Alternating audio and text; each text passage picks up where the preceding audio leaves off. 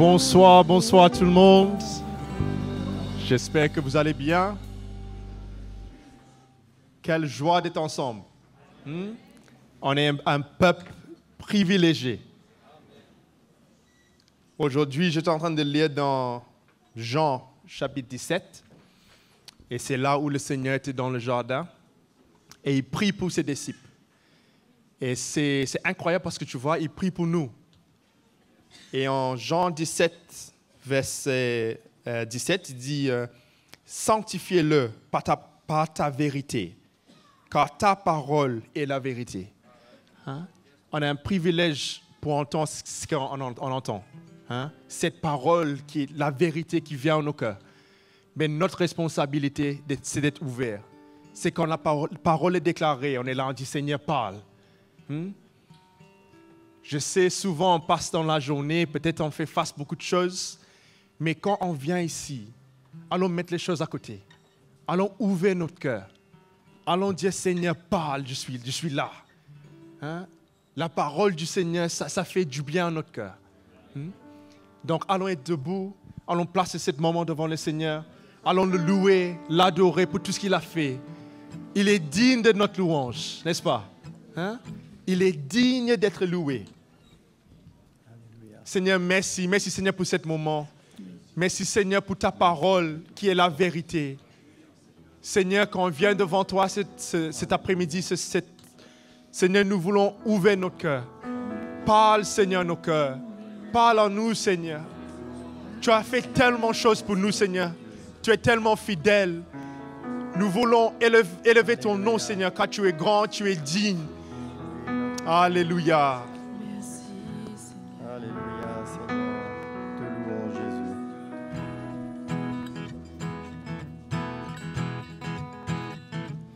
Brise les chaînes dans ma vie, détruis toutes mes forteresses et libère-moi de tout ce qui me retient. Je veux répondre à ton appel et tout te donner de moi, Seigneur. Oui, tout te donner de moi, Seigneur. Oui, tout te donner de moi, Seigneur. Oui, tout te donner. Oh Dieu, mon seul désir. Oh Dieu, mon seul désir, c'est de servir et t'honorer dans tout ce que je fais. Je soumets ma vie pour faire ta volonté. Oh Saint-Esprit, viens me libérer. Brise les chaînes dans ma vie, détruis toutes mes forteresses et libère-moi de tout ce qui me retient. Je veux répondre à ton appel et tout te donner de moi, Seigneur. Oui, tout te donner de moi, Seigneur. Oui, tout te donner de moi, Seigneur. Oui, tout te donner. Oh Dieu, mon seul désir, c'est de servir et t'honorer dans tout ce que je fais. Je soumets ma vie pour faire ta volonté. Oh Saint-Esprit, viens me libérer. Brise les chaînes dans ma vie, détruis toutes mes forteresses et libère-moi de tout ce qui me retient. Je veux répondre à ton appel et tout te donner de moi, Seigneur. Oui, tout te donner de moi, Seigneur. Oui, tout te donner de moi, Seigneur. Oui, tout te donner. tout est donné de moi. Oui, tout te donner de moi, Seigneur. Oui, tout te donner de moi, Seigneur. Oui, tout te donner de moi.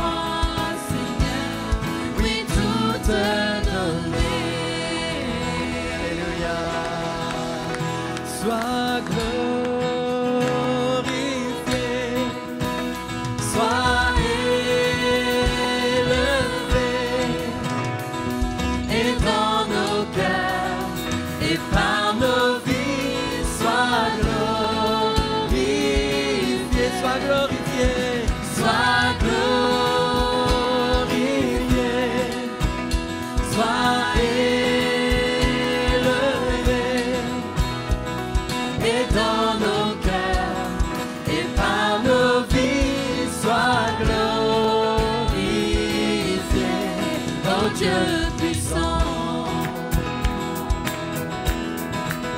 Tu es le seul Dieu éternel, toi seul est juste et bon. Tu es le Dieu puissant, tu es le Dieu puissant. Tu tiens ma vie entre tes mains, et c'est sur toi que je me tiens. Tu es le Dieu puissant, tu es le Dieu puissant. Sois glorifié,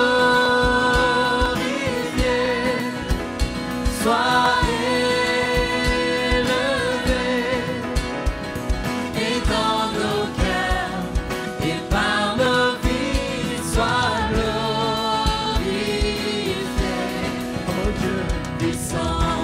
Tu es le seul Dieu éternel. Tu es le seul Dieu éternel, toi seul est juste et bon. Tu es le Dieu puissant, tu es le Dieu puissant. Tu tiens ma vie entre tes mains, et c'est sur toi que je me tiens. Tu es le Dieu puissant, tu es le Dieu puissant. Sois glorifié, sois élevé, et dans nos cœurs et par nos vies, sois glorifié, Sois glorifié. sois glorifié, sois élevé, et dans nos cœurs et par nos vies, sois glorifié, oh Dieu puissant. Alléluia. Oh Dieu puissant, oh Dieu puissant. Alléluia, Jésus. Oh, merci, Seigneur. Oh, tu es grand et tout puissant, Seigneur Jésus. Sois élevé ce soir, Seigneur, par nous, ton peuple, Seigneur, dans ta présence. Alléluia, Jésus, mon Dieu. Merci, Seigneur. Merci, Jésus. Alléluia. Alléluia, nous voulons t'adorer, Seigneur. Sur le mont du Calvaire, il était une croix où Jésus souffrit tant de douleur. Oui, c'est là qu'il mourut sur cet infâme bois pour sauver le plus vil des pécheurs. Cette croix me sera toujours chère. Elle est gloire et victoire pour moi. Et par elle, en la maison du Père,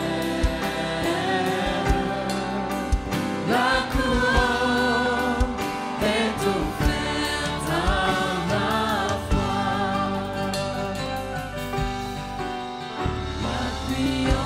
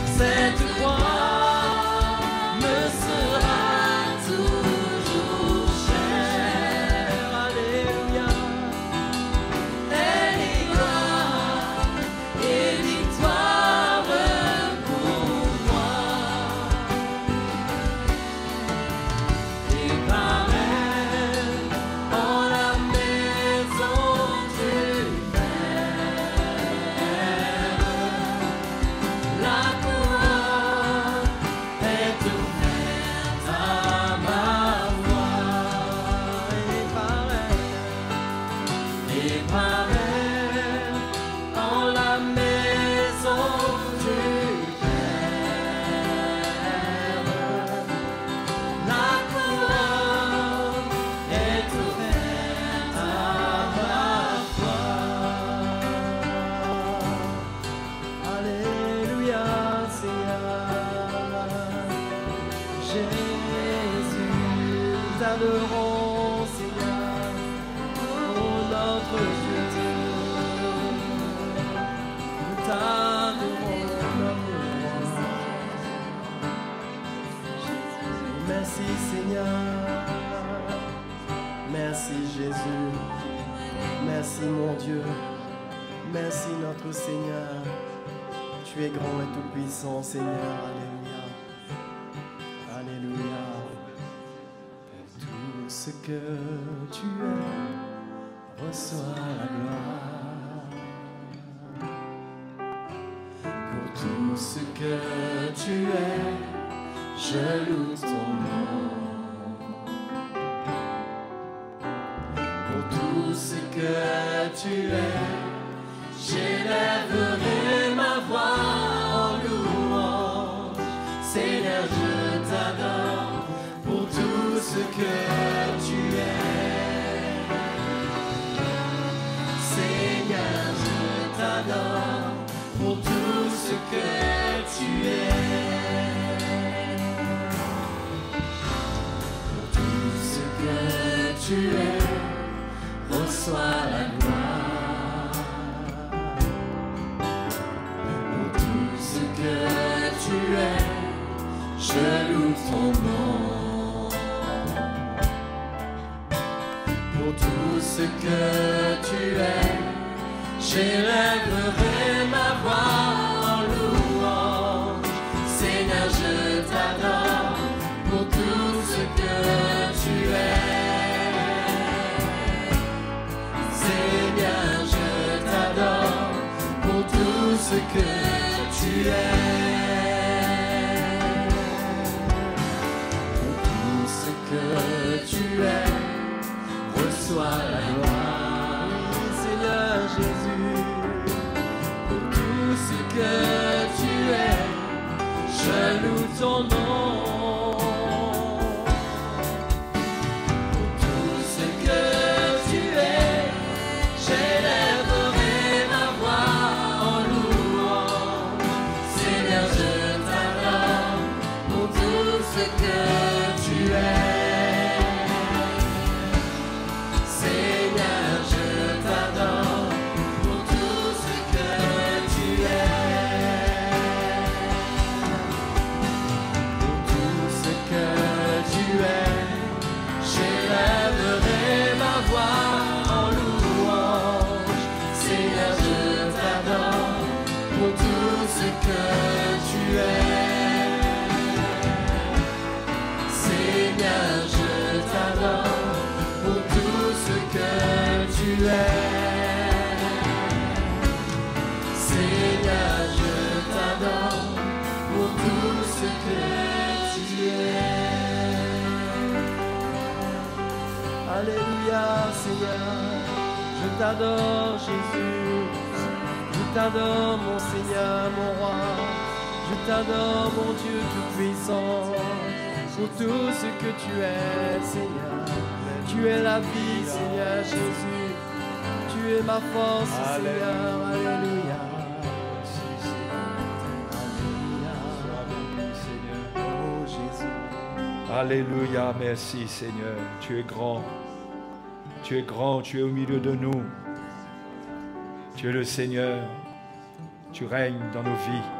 Nous désirons ton règne dans nos cœurs, dans nos vies. Seigneur, nous ouvrons notre cœur à ta présence, à ta parole ce soir. Merci, merci de nous parler. Comme David l'a dit, Seigneur, tu veux que la vérité soit au fond du cœur. Fais pénétrer ta vérité, ta parole dans notre cœur. Oui, Seigneur, qu'elle triomphe de nous, qu'elle renverse nos raisonnements, que nous puissions te soumettre nos vies dans la liberté, par le miracle que tu fais dans nos cœurs. Nous te remercions ce soir. Chacun de nous, nous sommes là. Nous nous attendons à toi, nous voulons comprendre ton plan. Oh, merci Seigneur. Merci Seigneur. Alléluia, nous te bénissons. Merci notre Dieu. Au nom de Jésus, amen. Amen, bonsoir les frères et sœurs.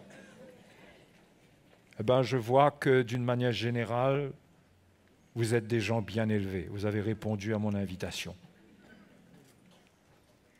Alléluia. Hein?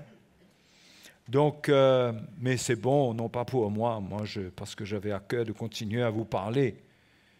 Mais c'est tellement si peu, peut-être qu'on peut dire cela, ce que nous recevons, ce que nous entendons. La parole de Dieu nous montre que dans l'Église des Actes, l'Église primitive persévérait. Tous les jours, ils étaient assidus au temple. Ils entendaient les apôtres.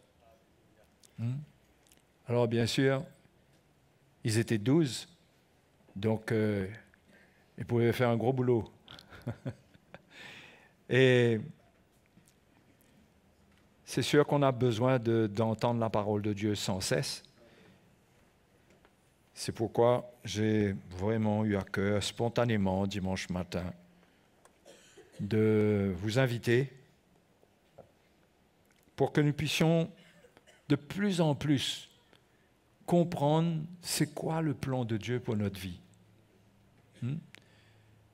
Et que la parole de Dieu, qu'elle nous éclaire pour nous enseigner comment nos raisonnements, nos pensées sont vaines. Comment nous venons au Seigneur pour recevoir ce qu'il a, pour le recevoir tel qu'il est, lui. Le monde a une manière de chercher Dieu pour demander à Dieu des choses pour eux-mêmes. Vous comprenez cet esprit religieux. Et dans le plan de Dieu, Dieu a envoyé son Fils pour nous, a envoyé Jésus pour qu'il règne sur nos vies. C'est-à-dire pour qu'il soit le roi, pour qu'il établisse son royaume. Et c'est ça que nous devons chercher. Le Seigneur a dit chercher premièrement le royaume de Dieu et sa justice. C'est-à-dire chercher à comprendre ce que c'est que ce royaume et quelle est la justice de ce royaume qui permet le règne du Seigneur dans nos vies. Et son règne ne peut pas être un règne qui nous détruit. C'est un règne pour nous construire, pour nous bâtir, pour nous édifier et pour nous amener un jour dans son royaume éternel, bien que lorsque nous naissons de nouveau, nous entrons dans ce royaume. Mais un jour, nous entrerons dans le royaume de Dieu. Il sera l'époux de l'Église, il sera le roi. Alléluia. Et donc, si on parle de règne, comme je vous l'ai dit, on parle de soumission au roi. De soumission à sa parole, à ce qu'il dit, à sa conduite. Soumission à sa souveraineté. Il est souverain.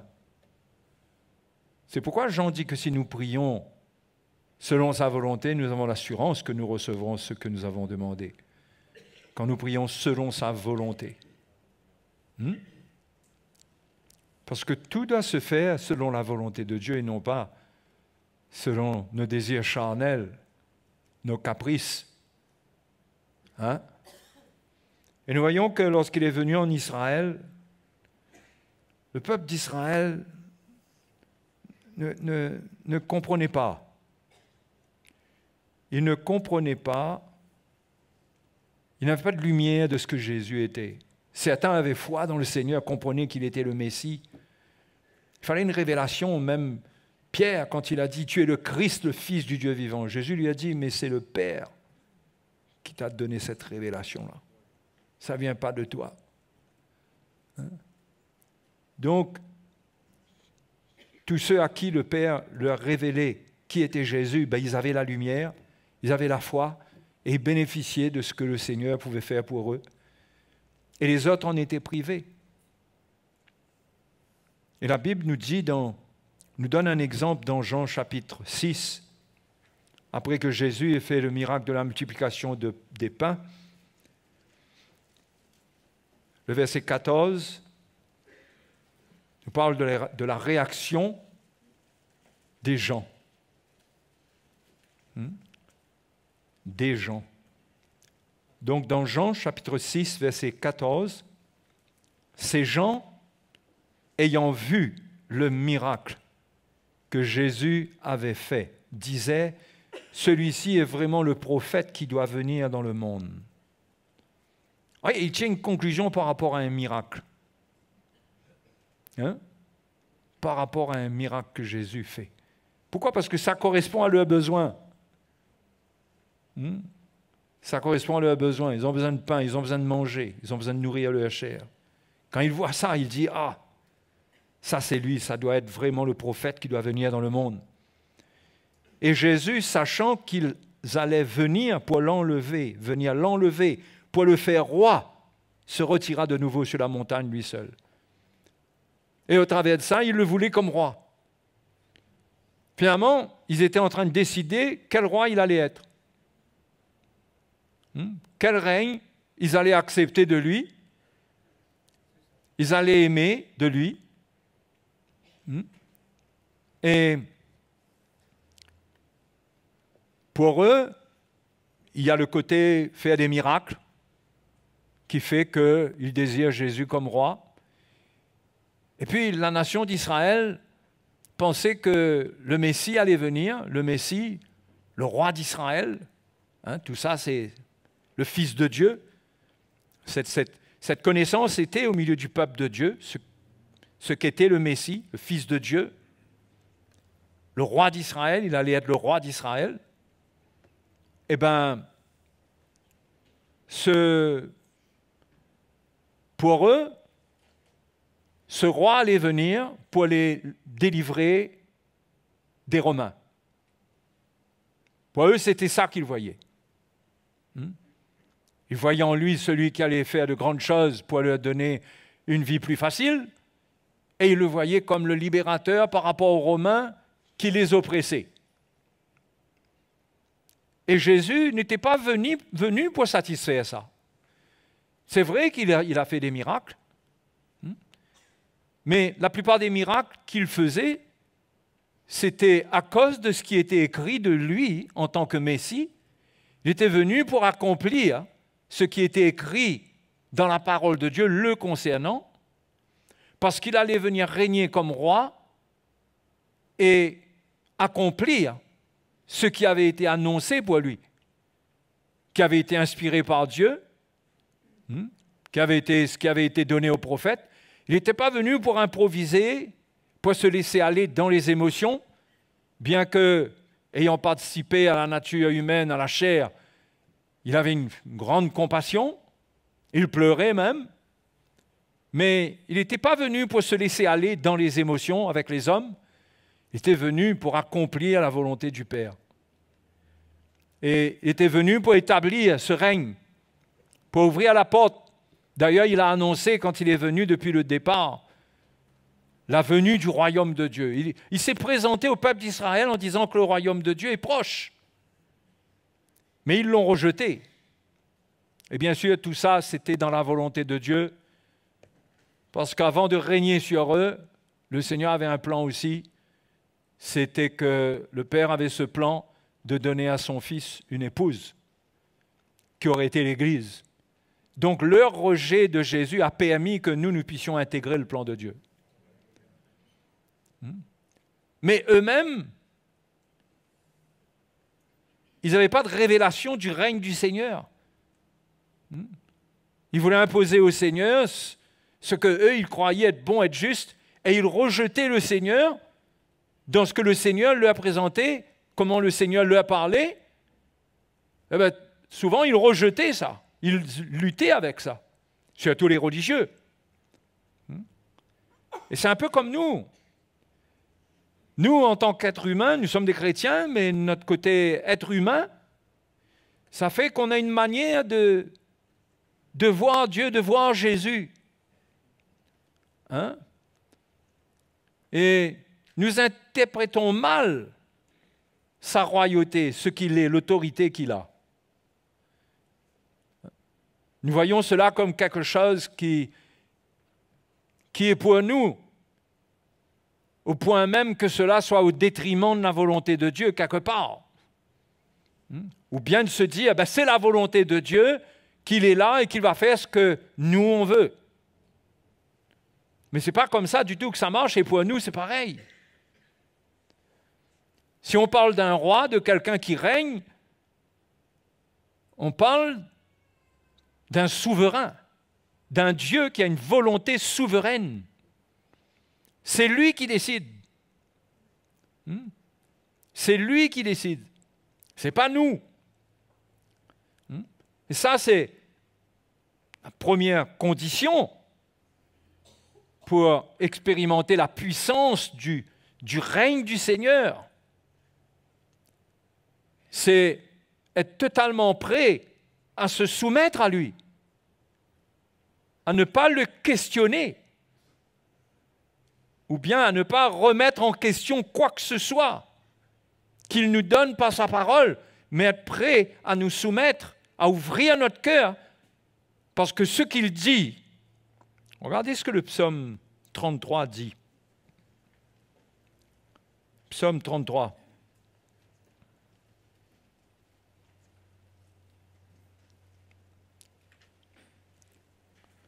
Et le verset 9 nous dit,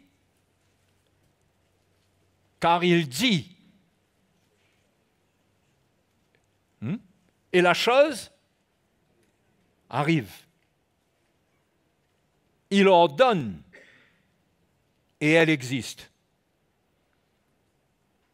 Et quand le psalmiste parle ici, il dit que toute la terre craigne l'Éternel avant verset 8, que tous les habitants du monde tremblent devant lui.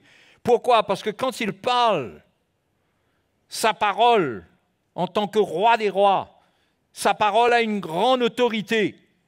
Personne ne peut se battre contre ce qu'il dit. Personne. Et ça parle de la parole de Dieu parce que le verset 4 nous dit « Car la parole de l'Éternel est droite et toutes ses œuvres s'accomplissent avec fidélité. » Les cieux ont été faits par la parole de l'Éternel et toute leur armée par le souffle de sa bouche. Donc ça parle de la parole de Dieu. Quand Dieu parle et quand le roi parle, il est revêtu d'une autorité et sa parole est revêtue d'autorité et ce qu'il dit s'accomplit. S'accomplit. C'est pourquoi le verset 10 dit que l'Éternel renverse les desseins des nations. Il anéantit les projets des peuples. Les desseins de l'Éternel subsistent à toujours et les projets de son cœur de génération en génération. Personne ne peut renverser le projet qui est dans le cœur de Dieu. Que ce soit pour l'Église, que ce soit pour la nation d'Israël. Son projet subsiste et sa parole est puissante. Personne ne peut aller contre sa parole. La deuxième épître aux Corinthiens, au chapitre 13,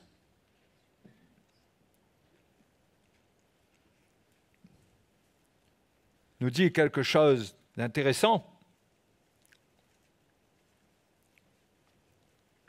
Le verset 8 nous dit « Car nous n'avons pas de puissance contre la vérité. Nous n'en avons que pour la vérité. » Vous avez bien lu? Le verset 8, 1 Corinthiens 13. « Car nous n'avons pas de puissance contre la vérité, nous n'en avons que pour. » Nous avons de la puissance comme nous sommes pour la vérité. Quand nous allons dans le sens de la vérité, la puissance de Dieu est avec nous. Mais nous n'avons pas de puissance contre la vérité. Et ceux qui essayent d'opposer de la résistance à la vérité de Dieu, ils vont souffrir terriblement. Parce que la parole de Dieu ne cédera pas. La vérité ne cédera pas. La vérité demeure à jamais. Elle ne change pas. C'est pourquoi il faut aller dans son sens. Et quand on va dans son sens, cette vérité nous conduit là où on doit être et accomplit ce qui doit être accompli dans nos vies. Quand on ne va pas dans son sens, Jésus a dit que celui qui tombera sur cette pierre, il se brisera. Et celui sur qui la pierre tombera, il sera brisé. Voyez? Il vaut mieux accepter la vérité. Épouser la vérité. Embrasser la vérité.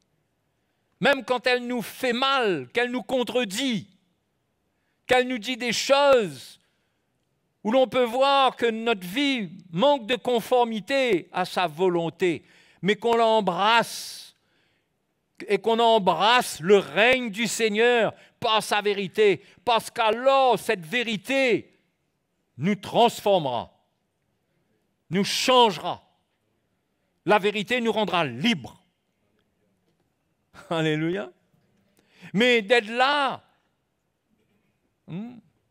et d'être incrédule, c'est remettre en question la vérité de la parole de Dieu. Mais d'être là et de ne pas épouser cette vérité dans son cœur, c'est ne pas bénéficier de la puissance qui est dans la vérité. Quand Jésus est venu, c'était ressenti qu'il transportait une autorité divine. Hein? Les gens étaient confrontés à ça. Et même qu'ils ne se repentaient pas, ce n'était pas encore le temps de la repentance, allons dire que le temps de la repentance même, vraiment la repentance qui allait changer les hommes, allait venir après la mort de Jésus, lorsque le Saint-Esprit allait venir. Mais avant cela, sa parole, la Bible nous dit frapper leur cœur, sa doctrine. Ça se trouve dans Matthieu chapitre 7.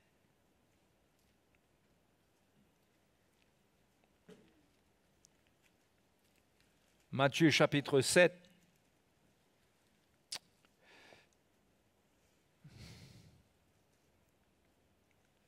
Et le verset 28, à la fin du sermon sur la montagne, quand Jésus avait déjà donné toute la lumière sur ce sermon, il n'a pas parlé, il n'est pas venu avec la loi de Moïse, même s'il a fait référence à certains commandements de la loi, mais il a remis les commandements de Moïse dans le bon contexte, dans la manière que Dieu allait accomplir cela par sa venue. Et à la fin, quand il a terminé, le verset 28 nous dit, après que Jésus eut achevé ce discours, la foule fut frappée de sa doctrine. Frappée. Car il enseignait comme ayant autorité et non pas comme le scribe. Hein? Parce qu'il était le roi. Il était le Messie, il était oint. Et la parole qui sortait de lui frappait le cœur des hommes. Et il le ressentait. Il ressentait une autorité, quelque chose qui voulait prendre leur vie. Mais cela ne se passait pas encore, c'était juste frapper.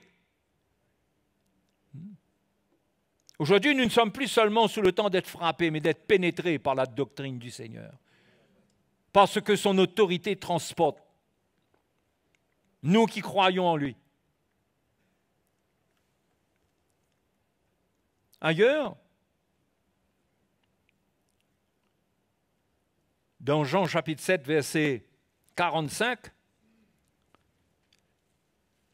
les religieux, les scribes et les pharisiens avaient envoyé des huissiers pour saisir Jésus, pas pour saisir un bien, pour saisir le Seigneur. Les huissiers étaient puissants à l'époque. Hein? Le verset 45 nous dit, juste avant cela, il est dit, verset 44, « Quelques-uns d'entre eux voulaient le saisir, mais personne ne mit la main sur lui. Ainsi, les huissiers retournèrent vers les principaux sacrificateurs et les pharisiens. Et ceux-ci leur dirent, « Pourquoi ne l'avez-vous pas emmené ?» Les pharisiens, les huissiers répondirent, « Jamais homme n'a parlé comme cet homme. » Ils n'ont pas pu le saisir. Ils ressentaient une autorité de lui, ils ressentaient quelque chose de tellement fort qu'ils sentaient qu'ils ne pouvaient pas prendre cet homme comme ça. Ça, il fallait que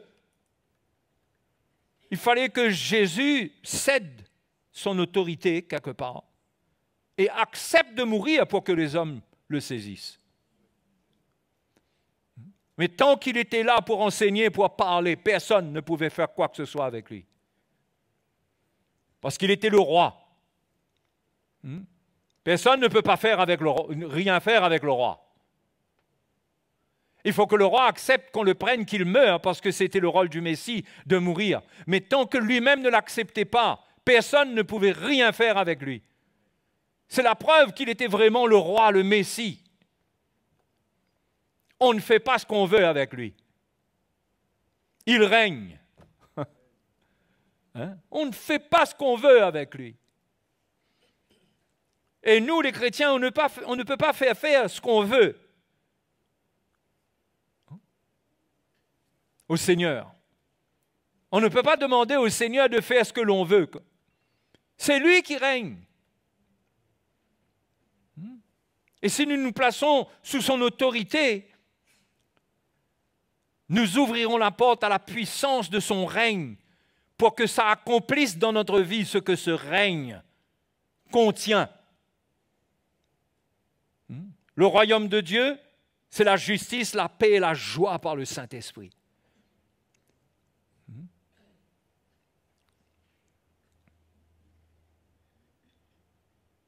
Jamais homme n'a parlé comme cet homme.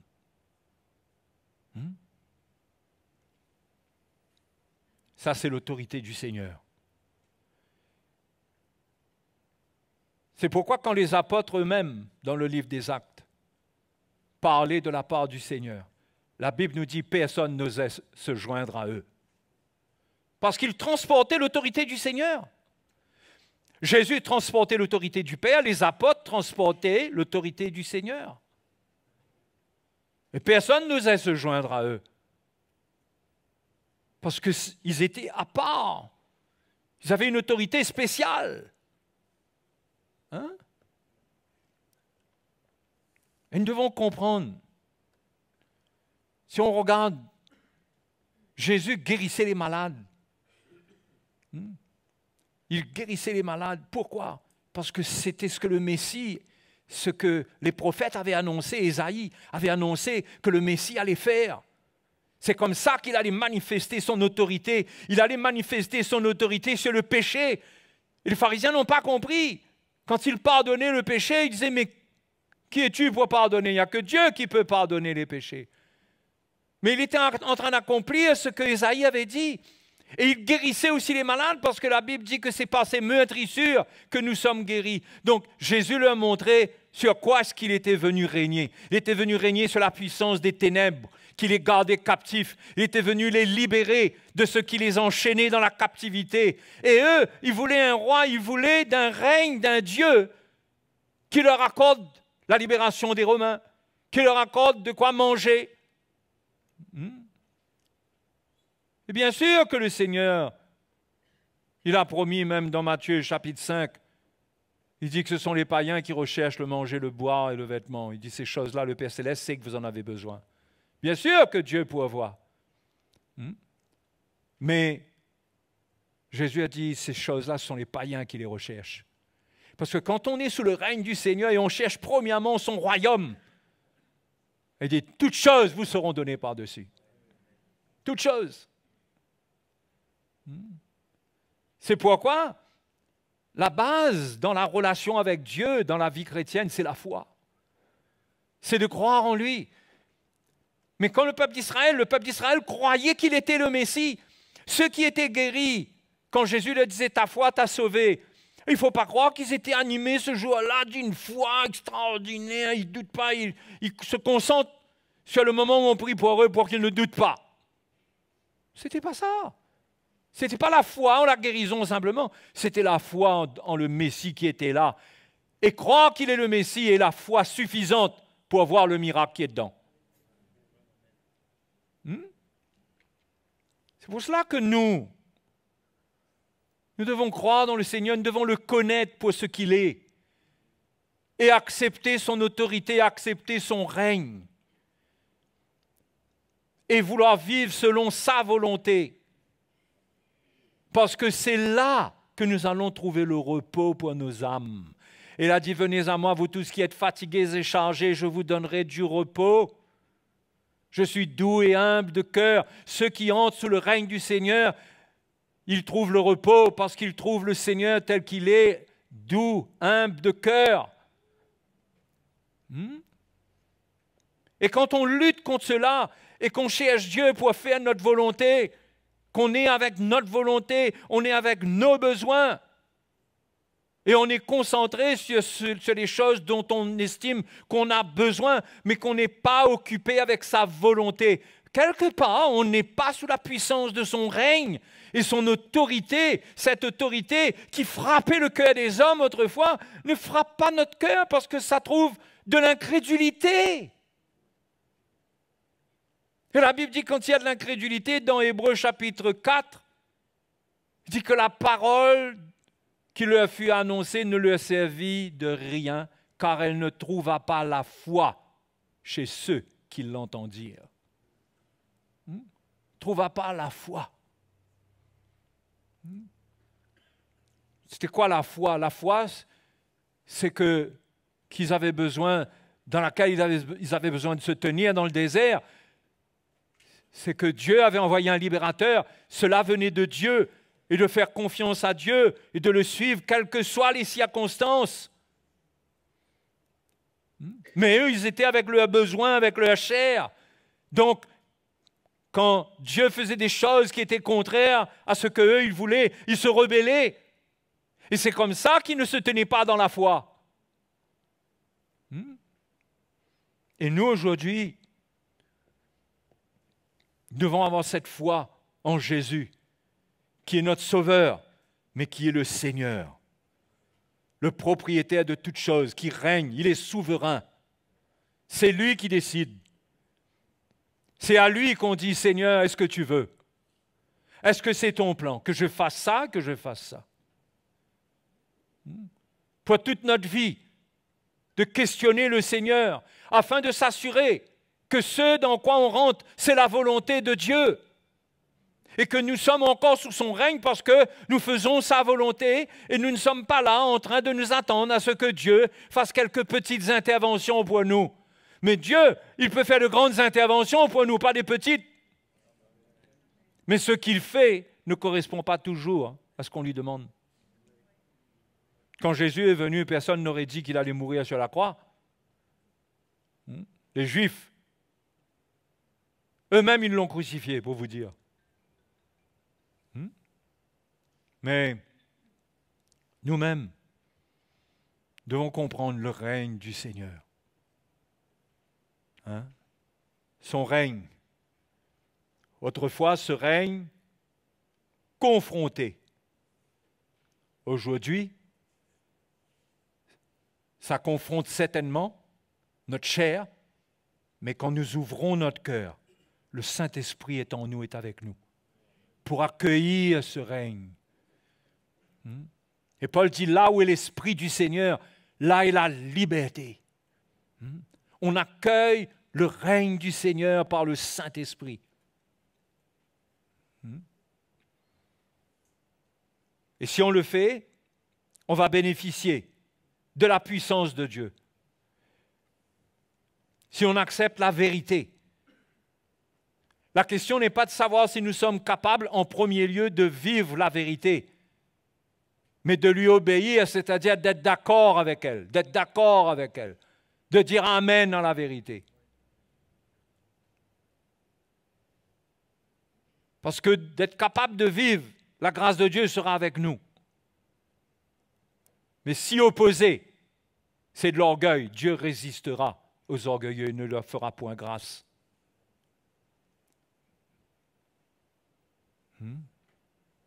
Donc, frères et sœurs,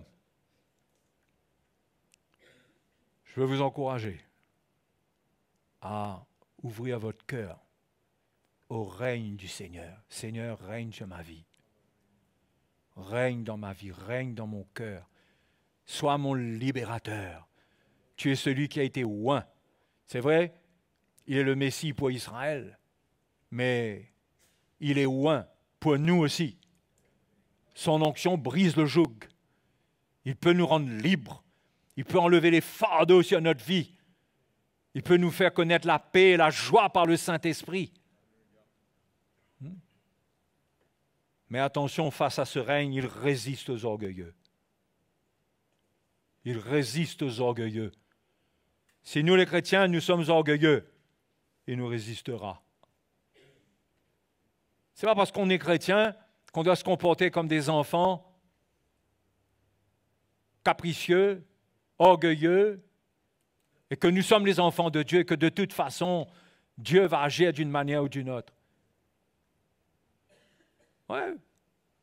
Il agira pour nous, en nous châtiant, mais il veut nous faire entrer sous le règne de son Fils.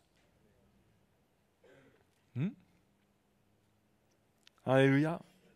C'est pourquoi dans ces derniers temps, Dieu révèle le message de la croix à l'Église, parce que la croix renverse toute la résistance de la chair. Quand on prend notre baptême, c'est tomber d'accord qu'on arrête de nous accorder avec notre nature charnelle, qui jusqu'à maintenant accomplissait les volontés de la chair, de nos pensées charnelles, et non pas celles de Dieu. C'est s'accorder avec Dieu pour dire, Seigneur, je veux accepter que tu œuvres en moi comme tu le veux. Et c'est de croire que le Seigneur, il a le meilleur pour nous. Il a meilleur que ce que nous demandons. Et de le faire, même si cela nous coûte des souffrances. Même si cela nous coûte des souffrances, de le faire, de nous soumettre, de ne pas résister. Et le message de la croix est annoncé pour, je crois, pour briser toute espèce de résistance charnelle dans les raisonnements des hommes et pour établir la mort de Jésus comme un fondement sur lequel on bâtit notre vie et sur aucun autre fondement, mais sur le fondement de cette mort et de cette résurrection, et que nous, par notre baptême, notre engagement avec le Seigneur, on vient s'aligner avec ça, se conformer à cela. Et là, nos prières, notre cœur, nos cris vont devant Dieu pour qu'il accomplisse ce qu'il a destiné pour nous, et non pas ce que nous attendons de lui, par nous-mêmes. Par nous-mêmes.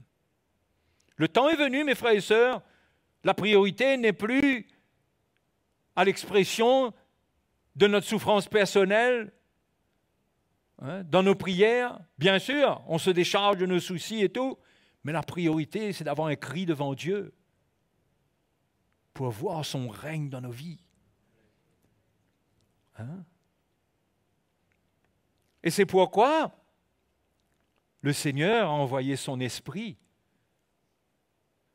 Dieu nous a donné son Esprit. Jésus est allé à la droite du Père et il a envoyé le Saint-Esprit afin que l'Esprit de Dieu habitant en nous, il puisse continuer à nous prendre en main, à nous prendre en charge, à prendre soin de nous, à nous conduire dans toute la vérité et à faire en sorte que nous puissions rester sous la puissance de son règne, de sa conduite, de ce qu'il veut, de manière à rester en communion avec lui et à expérimenter sa puissance qui nous change. C'est pourquoi le Saint-Esprit nous a été donné. Ce n'est pas la puissance de Dieu pour nous donner des frissons.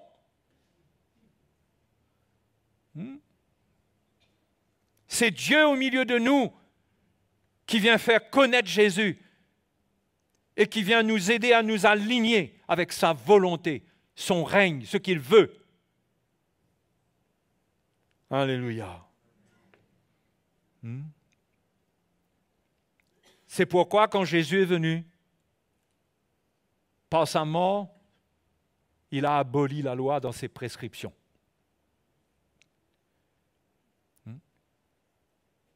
Parce qu'il voulait régner lui-même sur nous.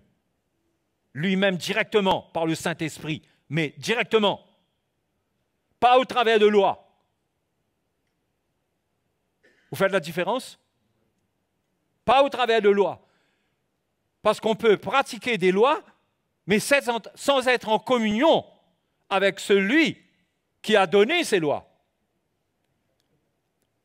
Il a enlevé toutes ces lois pour nous mettre en communion avec lui par le Saint-Esprit, pour qu'il nous conduise lui-même, qu'on ne soit pas conduit par la loi pour faire ce que la loi dit simplement, mais parce que de toute façon, on ne pouvait pas, la Bible dit que la chair ne peut pas accomplir la loi de Dieu, elle ne peut pas se soumettre à la loi de Dieu. Donc, le Seigneur a enlevé cela et il a envoyé son esprit qu'il a mis en nous pour que son esprit nous conduise.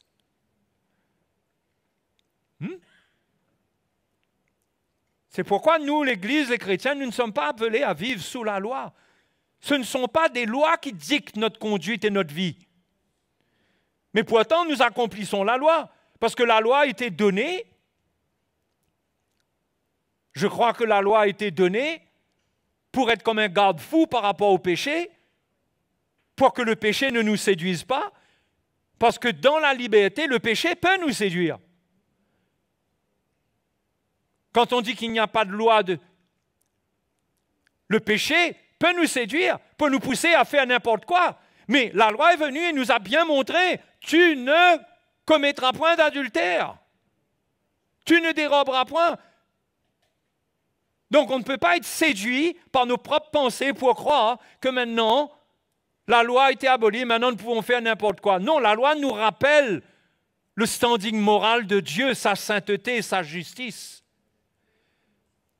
Mais ce ne sont pas ces lois-là qui nous conduisent. Ces lois nous rappellent ce qu'est la justice de Dieu et la sainteté de Dieu, de manière à ce qu'on ne soit pas séduit par le péché. Mais la conduite de notre vie, ce n'est pas les lois qui nous ont été dictées. On ne nous dicte pas des lois pour nous conduire. On ne nous impose pas des lois. C'est le Saint-Esprit qui vit en nous, qui nous conduit à accomplir la loi, mais c'est Dieu lui-même en nous qui nous conduit. Dans Jean chapitre 16, verset 13,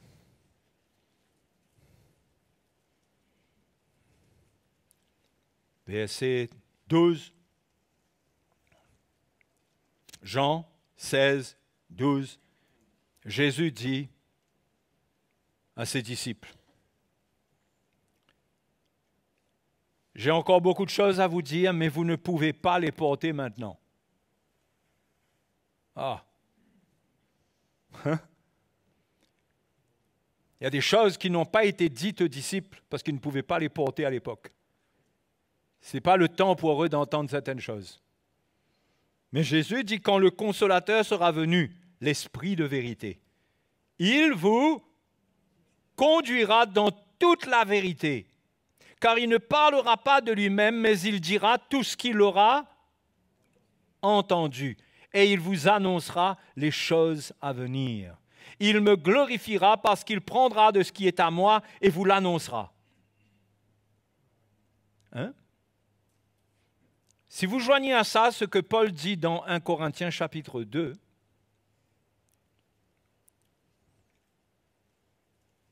dans le verset 9, Paul dit, « Mais, comme il est écrit, ce sont des choses que l'œil n'a point vues, que l'oreille n'a point entendues, et qui ne sont point montées au cœur de l'homme. Des choses que Dieu a préparées pour ceux qui l'aiment. Dieu nous les a révélées par l'Esprit. » D'accord? C'est comme le Seigneur lui-même l'a dit. Pourquoi est-ce qu'il allait donner le Consolateur? Parce qu'à l'époque, les disciples ne pouvaient pas porter ce qu'il devait leur révéler. Il y a des choses qui devaient être révélées, qui ne sont pas montées naturellement au cœur de l'homme. Et Dieu les révèle par l'Esprit. C'est pourquoi il leur a donné l'Esprit ainsi qu'à nous. Car l'Esprit sonde tout, même les profondeurs de Dieu. Qui donc connaît les choses de l'homme si ce n'est l'Esprit de l'homme qui est en lui? De même, personne ne connaît les choses de Dieu si ce n'est l'Esprit de Dieu. Qui connaît les choses de Dieu? C'est l'Esprit de Dieu. L'Esprit de Dieu sonde tout, même les profondeurs de Dieu. Vous me suivez là? C'est-à-dire qu'au quotidien, tout au long de notre vie, ce qui se passe dans le cœur de Dieu, qui est révélé pour nous, que nous devons vivre ou que Dieu a comme plan pour nous, c'est l'Esprit de Dieu qui prend ça dans le cœur de Dieu et qui nous le révèle.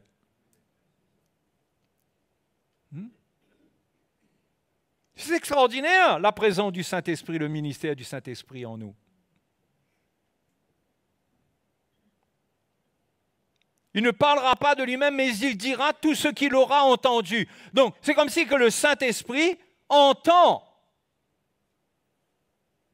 dans le cœur du Père, entre le Père et le Fils.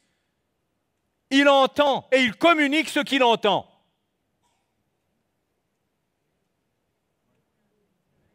Hein? Pour notre vie, chacun de nous. Pour notre vie à chacun de nous. C'est pourquoi nous ne sommes pas conduits par des principes et des lois. Nous, l'Esprit nous a été donné pour saisir ce qui est dans le cœur de Dieu pour notre vie.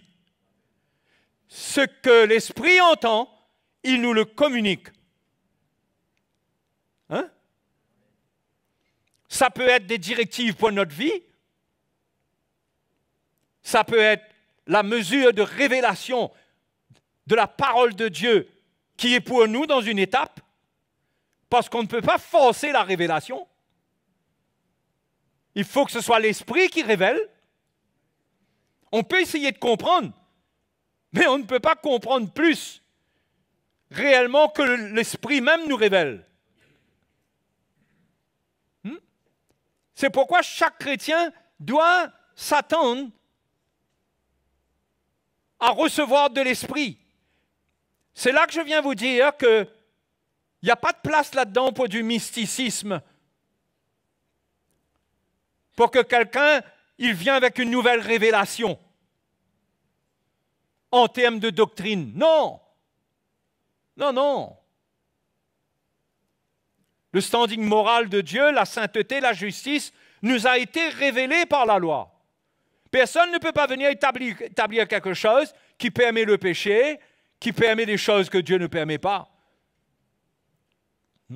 Ou qui va dire des choses en dehors du fondement de la mort et de la résurrection de Jésus. Personne ne peut pas venir établir une doctrine, quelque chose qu'il pense lui-même et dire, voilà, le Saint-Esprit m'a révélé ça. Non! Ce que Dieu va te révéler ne te décalera jamais par rapport à la doctrine de Christ. Mais il peut te révéler personnellement, dans une profondeur particulière, à un moment précis. Il y a des choses que Dieu veut révéler à ton cœur, qui ne sont pas montées à ton cœur, et que un jour, l'Esprit de Dieu fait monter à ton cœur. C'est par l'Esprit que Dieu fait cela.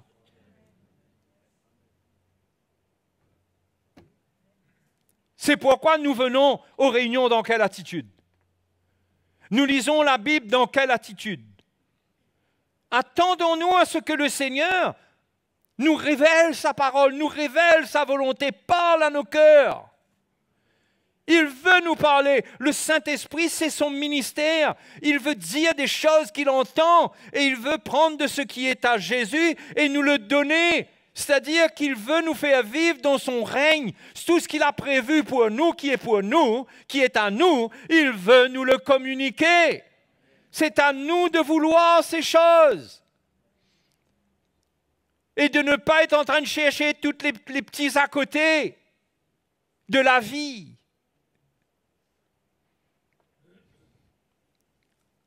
Amen.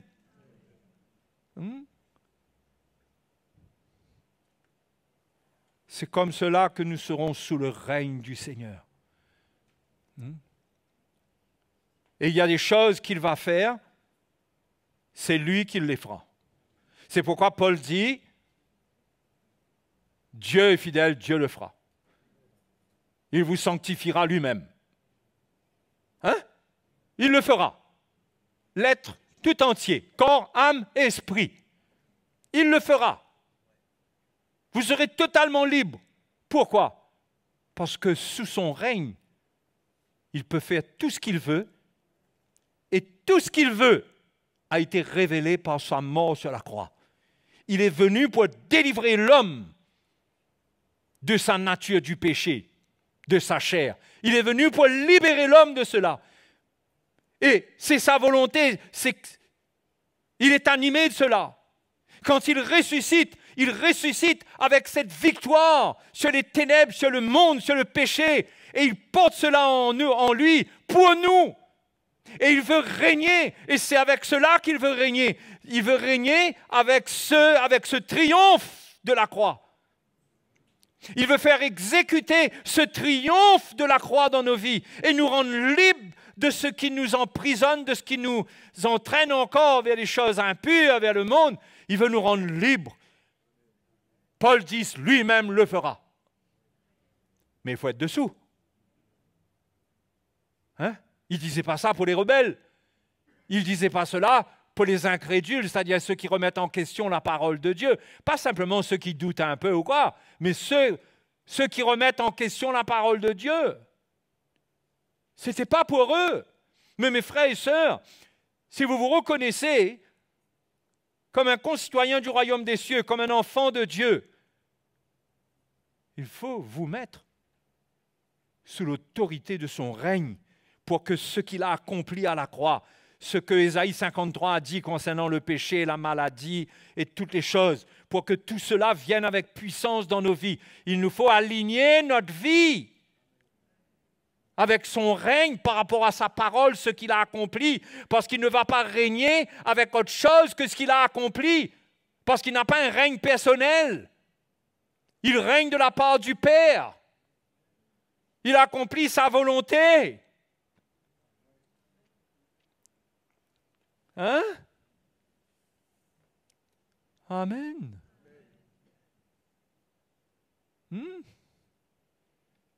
Et c'est ça, édifier notre foi. Édifier notre foi, chercher la parole de Dieu. Prier par l'Esprit. Pourquoi est-ce qu'il faut prier par l'Esprit? Hein? Pourquoi le don des langues, la prière en langue?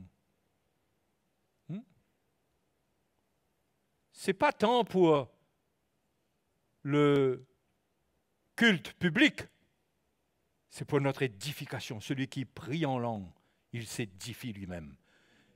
C'est-à-dire, c'est quoi s'édifier? Il est en train de prendre les choses qui sont en Dieu pour lui.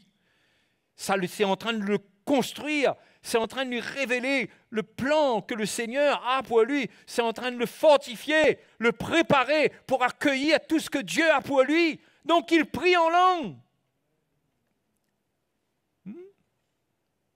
Est-ce qu'on prie en langue? Prier par l'Esprit. Prier par l'Esprit. C'est pas la chair là qui prie là. Quand vous priez en langue, vous priez par l'Esprit. Vous ne pouvez pas demander des choses selon la chair. Allez. Et ce n'est pas parce que vous alternez prier avec l'intelligence et prier par l'Esprit que ça veut dire que ce que vous avez demandé avec votre intelligence est dans votre prière par l'Esprit. Vous comprenez là? Quand vous priez par l'Esprit, en quelque part dans Romains 8,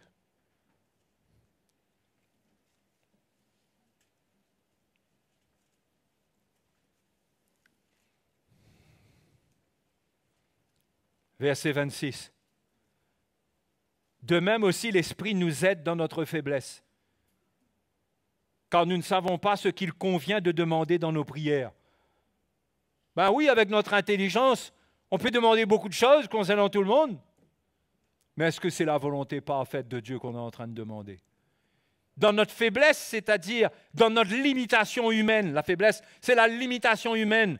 On n'arrive pas à exprimer la volonté parfaite de Dieu. Mais c'est là que l'Esprit intervient. Mais l'Esprit lui-même intercède par des soupirs inexprimables. Et celui qui sonde les cœurs connaît la pensée de l'Esprit. Il n'y a pas plus parfait que le Saint-Esprit pour prendre notre requête et l'amener devant Dieu selon la volonté de Dieu. Parce que c'est selon Dieu qu'il intercède en faveur des saints. Hein? Donc quand on prie par l'Esprit, c'est d'une richesse extraordinaire. Ça nous rend plus sensibles aux choses de Dieu plutôt qu'aux choses de la chair. Quand quelqu'un prie beaucoup par l'Esprit, il va être davantage conscient des choses de l'Esprit. Il va être plus sensible à ces choses-là. Quand quelqu'un prie seulement dans la chair, il va être en train de rechercher les choses de la chair pour sa vie. Mais Paul dit qu'il faut prier avec l'intelligence et prier par l'Esprit. Parce que l'intelligence, elle peut aussi être renouvelée par la parole de Dieu, de manière à ce qu'on prie selon la volonté de Dieu. Mais l'intelligence ne priera jamais parfaitement selon la volonté de Dieu. Mais l'Esprit, par l'Esprit, on dit des mystères. Paul dit dans 1 Corinthiens 14, c'est en esprit qu'il dit des mystères. Pendant qu'il prie, en même temps, il reçoit, il est en communion avec des choses qui sont cachées, mais que Dieu met dans son cœur. Il s'édifie. Ce sont des choses qui viennent dans son cœur et qui vont se révéler dans sa vie. Hein? C'est riche. C'est riche. C'est pourquoi notre foi doit être activée dans la bonne direction. Nous devons avoir foi en ce que Dieu a pour nous. Nous avons foi en ce Dieu qui a des choses cachées. Il y a des choses qui nous sont encore cachées. Il y a des choses qu'on croit avoir comprises, mais qui doivent être révélées à nos cœurs. Pendant que nous prions par l'Esprit, nous allons cueillir ces fruits-là. Nous ne réalisons pas, mais nous sommes en contact dans l'Esprit avec ces choses quelque part. Nous sommes édifiés. Hein? Ce n'est pas notre intelligence qui est édifiée là, sur le coup. On n'arrive pas à dire. Mais notre esprit est enrichi de choses cachées de la part de Dieu, de mystères qui viennent en nous. Mais il y a un moment où ça va être révélé, on va comprendre. Tout d'un coup, on va se dire, ah tiens, c'est ça. C'est des choses qui vont être révélées en nous. Hein? Mais c'est ça, la foi. Le premier moteur de la foi, c'est ça. C'est pas dire, moi je crois dans le Seigneur, que le Seigneur va faire ça pour moi. Moi je crois, je m'attends à ce que Dieu fasse cela. Hein? C'est pas mal. Il n'y a pas de problème avec. Mais, la foi nous est donnée pour des choses qu'on ne voit pas. Hein? C'est l'assurance, une ferme assurance des choses qu'on ne voit pas. Hein? Des choses invisibles. Des choses invisibles. La foi, Hébreux 11 nous dit, est une ferme assurance des choses qu'on espère, une démonstration de celles qu'on ne voit pas. Voilà la foi. Et on a la foi que Dieu va manifester son plan. Il va faire des choses. Pourquoi? Parce que nous lui avons soumis nos vies. Et mes frères et sœurs, quand on prend notre baptême, on vient soumettre notre vie à sa mort et à sa résurrection pour expérimenter son règne. Hein? Vous comprenez son règne? Son règne. Son règne, c'est sa volonté. C'est ce que lui veut. Il faut vouloir ce qu'il veut et non pas ce que tu veux. Et quand tu veux quelque chose, méfie-toi. Quand tu veux quelque chose, Parce que ce que tu veux, il faudrait être sûr que ça soit en ligne avec ce que Dieu veut. C'est là encore, quand on est édifié dans notre foi, dans l'esprit, il y a des choses qui nous viennent à cœur, qui se manifestent dans notre vie, qu'on a l'assurance que c'est la volonté de Dieu. Parce qu'on est édifié, on n'est pas dans la chair, on trouve ce que Dieu a pour nous dans l'esprit. Mais quelqu'un qui est charnel, qui a des choses à cœur, qu'est-ce qu'il aura à cœur de l'esprit s'il est dans la chair? Il n'aura que des choses charnelles. Mais celui qui vit par la foi, cette vie de l'esprit, ah ben, les choses de Dieu vont monter à son cœur. Hein? Ça va venir à son cœur. C'est comme ça que il y a des jeunes qui auront à cœur, mais de la part de l'esprit, pas de la part de leurs émotions, de leur tête qui a tourné. Moi, je t'encourage, si ta tête a tourné, remets-la bien dans le bon axe.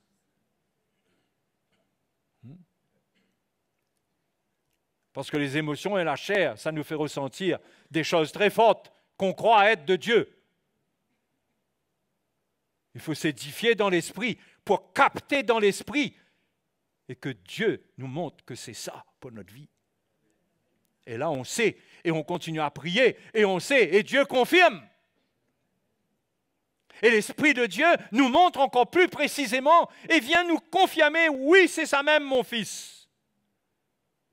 Mais quand tu n'es pas intéressé avec le règne du Seigneur, mais tu es intéressé avec ta chair, qui doit être satisfaite, tu es livré à ta chair et à des catastrophes dans ta vie.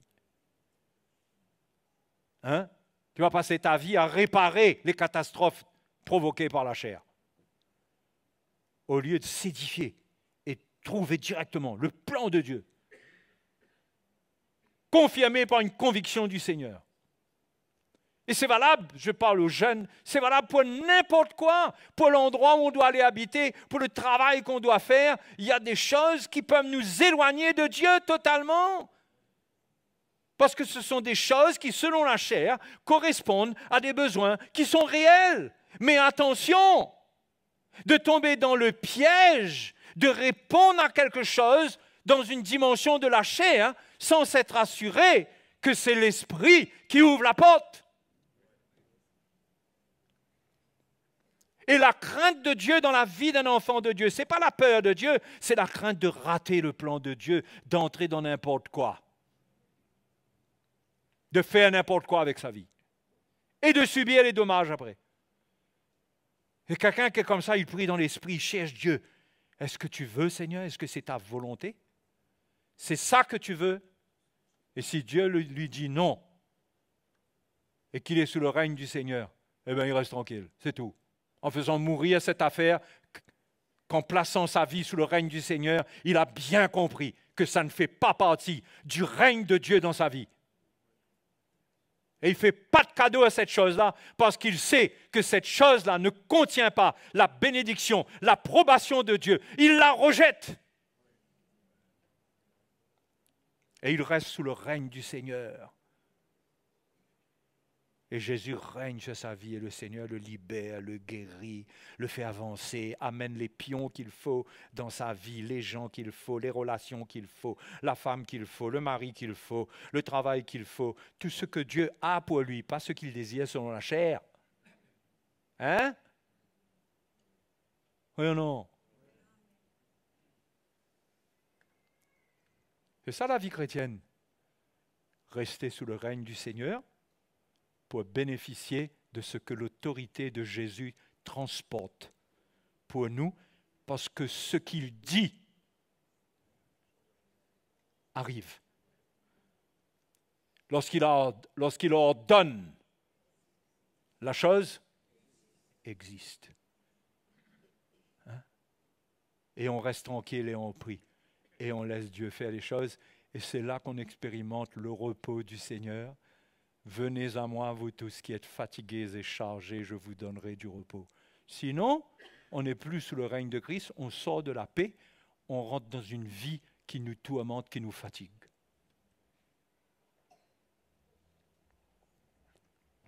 Voilà pour ce soir un morceau.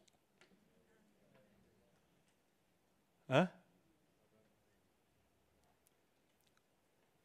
Je termine en vous disant, vous savez, on le dit tout le temps, la première chose dont vous devez vous méfier, c'est vous-même. C'est votre chair, c'est ce que vous comprenez, c'est votre conviction personnelle. Parce que votre liberté vous fera saisir ces choses-là pour les faire valoir. Votre chair va vouloir se saisir de cela. C'est pourquoi Paul dit, attention, que la chair devienne un prétexte, que la liberté, devienne un prétexte pour vivre selon la chair. C'est là le piège pour le chrétien. Donc, frères et sœurs, vous voulez le règne du Seigneur dans votre vie? Le règne du Seigneur, qu'il règne avec l'abondance de sa grâce. Ouais, il y aura des épreuves, il y aura des moments difficiles, mais sa grâce va nous porter, va nous conduire. Dieu sera fidèle parce qu'il dit.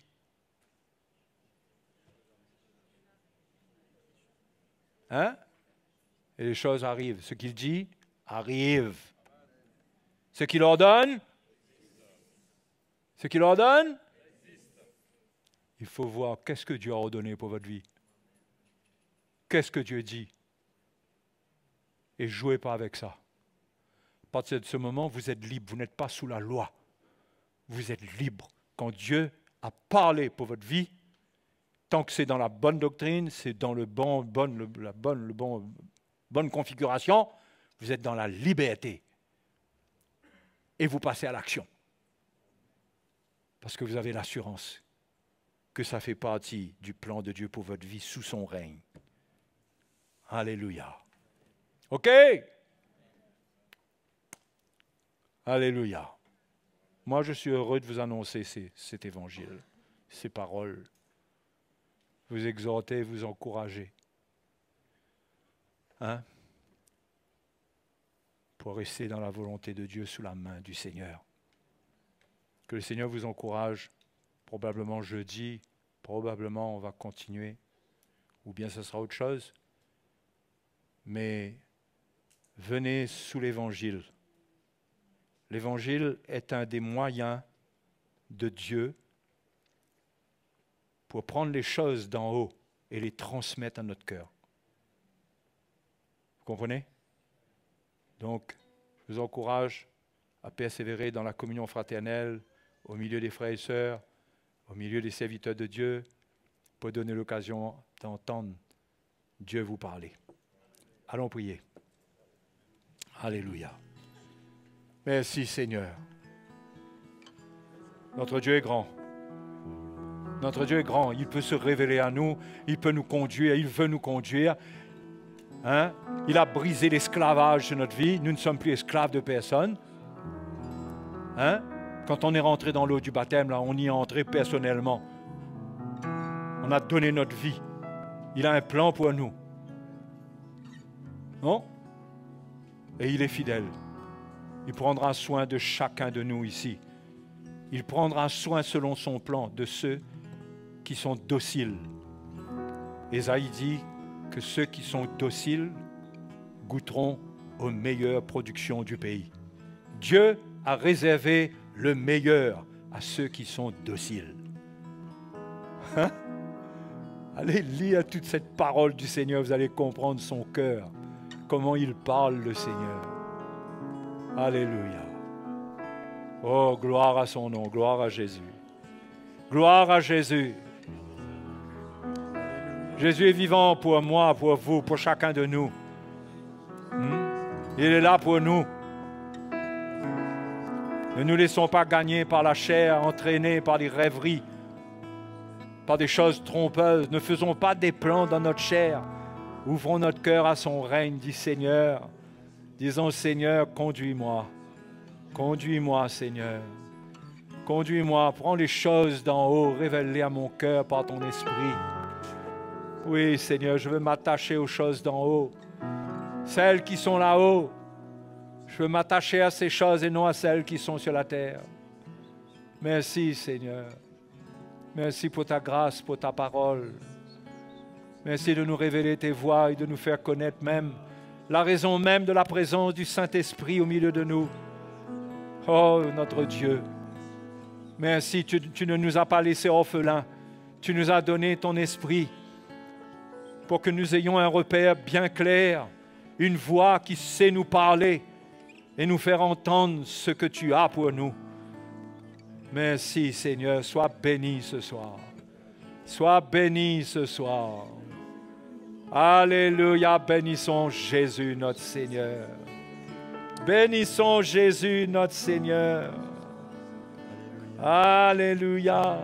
Conduis-moi, ô Seigneur,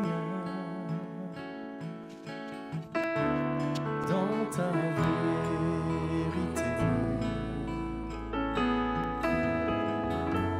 Que mon cœur s'incline devant ta volonté.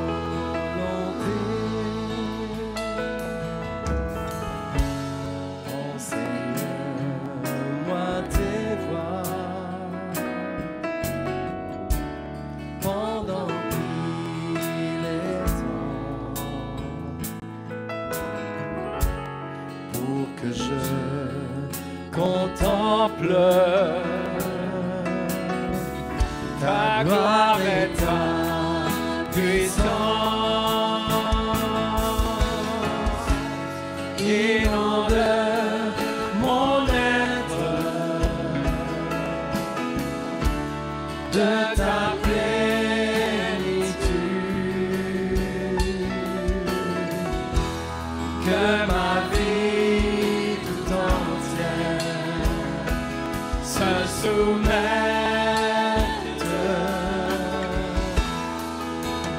à ta volonté. Conduis-moi, ô Seigneur, dans ta vérité,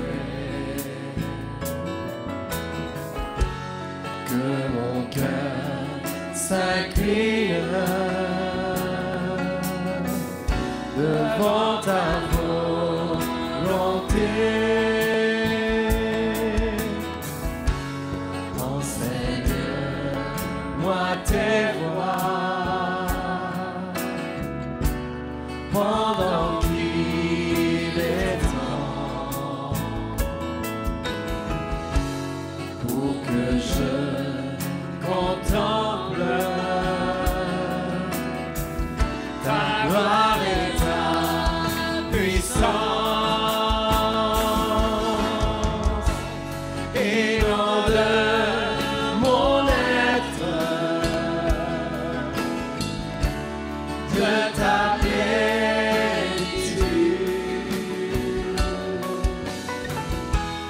que ma vie tout entière se soumette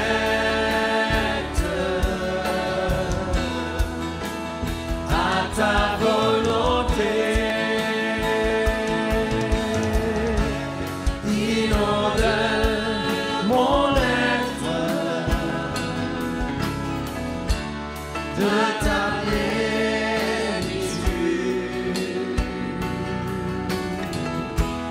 que ma vie tout entière se soumette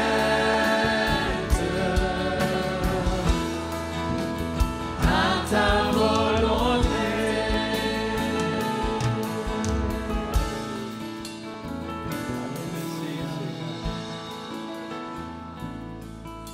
Alléluia, merci.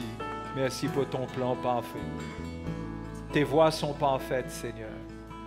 Ce que tu as tracé pour nous comme chemin depuis le commencement, depuis ta mort sur la croix, tout ce que tu as établi pour nos vies, tout ce qui existe dans le Père pour nous, est maintenant manifesté par toi pour chacune de nos vies, révélé par le Saint-Esprit. Merci Seigneur, merci pour toutes ces bonnes choses que tu as préparées pour tes enfants. Merci de nous les révéler au fur et à mesure, Seigneur. Révèle-nous ces choses avec abondance, car tu es le Dieu de l'abondance. Tu veux nous faire expérimenter l'abondance de ta grâce. Merci. Merci de nous parler encore dans les jours qui viennent, dans les moments où nous sommes avec toi, dans tous les moments que nous vivons. Tu vis en nous, tu n'es jamais séparé de nous. Parle-nous, révèle-toi à nous. Révèle-nous les choses cachées que nous ne connaissons pas, qui sont pour nous les choses de l'esprit, les choses d'en haut. Merci Seigneur. Alléluia. Merci Seigneur. Amen, alléluia. Amen. Gloire à Jésus. Alléluia. Il faut un esprit de révélation au milieu de nous pour que ces choses viennent dans notre cœur et de telle manière à ce que ça devient le but de notre vie, la priorité de notre vie, l'orientation de nos pensées, ce pourquoi nous vivons, ce que nous désirons. Dieu ne sera glorifié que si nous vivons son plan, ce qu'il a pour nous. Sinon, il aura compassion de nous, bien sûr, dans nos erreurs, dans notre désobéissance et tout. Nous nous repentirons, il aura de la compassion. Mais il y a meilleur, il y a faire sa volonté. Et ne pas prendre le risque de faire de faux pas dans les choses sérieuses, très sérieuses, déterminantes, des choses déterminantes de la vie. Ne pas faire d'erreur. Ne pas faire d'erreur. Non, non. OK? Donc, que le Seigneur vous bénisse. On se revoit jeudi. Pour ceux qui le peuvent, pour ceux qui le veulent, jeudi soir. Alléluia. J'exalte ton nom, Jésus. Toi, l'agneau sur le trône. Tu règnes dessus de tout. Toi, Seigneur, sauveur de ma vie. C'est toi qui règnes, c'est toi qui vis.